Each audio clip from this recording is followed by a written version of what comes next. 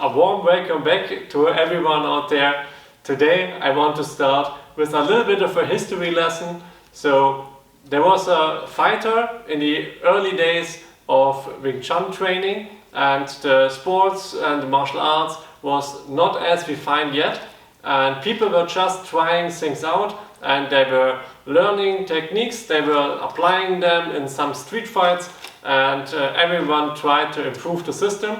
And one guy out there was fighting, and he was always looking for ways to not get hurt. And when he got into a fight, he had a really even fight with another guy who also trained martial arts, and they exchanged blows.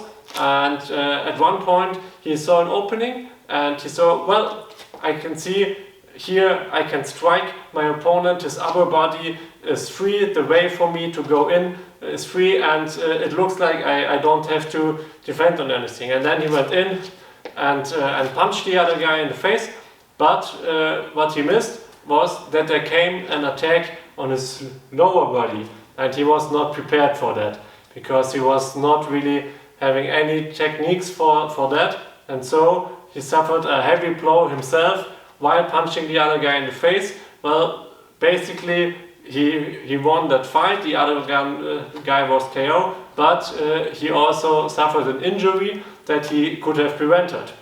So then he went on and thought about ideas, how can I block lower body attacks while also attacking, and that's what we are trying to learn today. And the attack that's coming is coming around this area of my chest, my stomach, and maybe at some organs, maybe at some ribs, and we will just have it in a demonstration right now in a minute. So the attack will come like this, and the defending move will go like this.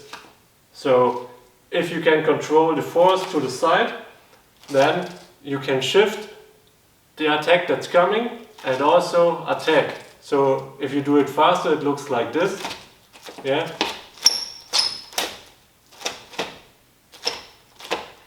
So, and we can have this a little bit in a demonstration, and then we go right back to the history of it. So let's see how the attacks are looking and how I can deflect them on my lower body. So let's see.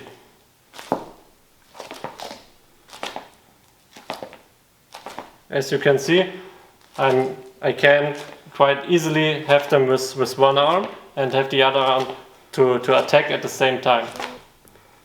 I'm using a little bit of a hip movement as well to have a little bit more control of the force. Okay, so let's try the other side.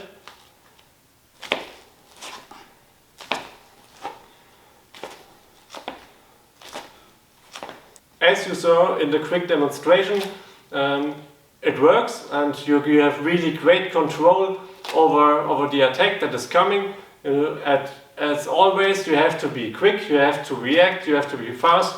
If the other person is too close and too fast, then there will be no possibility to defend, obviously. But on our demonstration we are standing quite next to each other. That's not really realistic. Normally you would have more movement in it, but for you to see how the technique works, that makes more sense.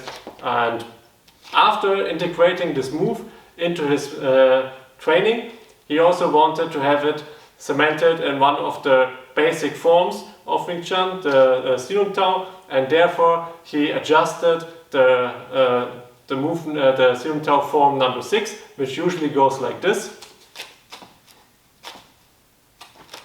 And there he changed it and made part A and part B, but that's what I just showed. It was the original, it became part A, yeah, and the new one he would have the same start, but then instead of this jut movement here, he included his Gaan, and then he could train it as well and always have it ready. And there you have it.